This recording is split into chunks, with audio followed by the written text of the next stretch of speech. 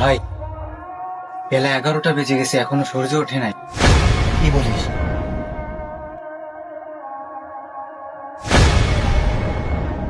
আসলেই তো সকাল হয়নি।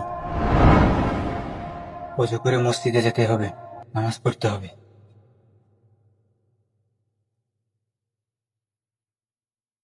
আল্লাহু আকবার। হায় আল্লাহ, আমার তো কিছুই মনে পড়তেছে না। কি পড়বো?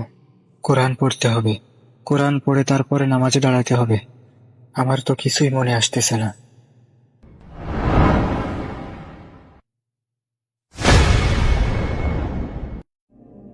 কিয়ামতের আগে কোরআন উঠায় নেওয়া হবে।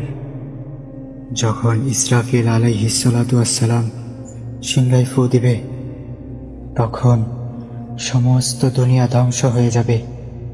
সবকিছু তুলোর ন্যায় উঠতে থাকবে। কিয়ামতের দিন সমস্ত নবীরা ইয়া নাফসি নাফসি বলতে থাকবে।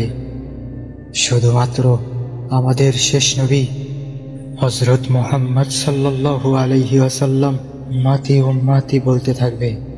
আমাদেরকে ডাকবে, হে আল্লাহ, তুমি আমাদেরকে শেষ নবীর খাঁটি উম্মত হিসেবে কবুল করে নাও। আমিন।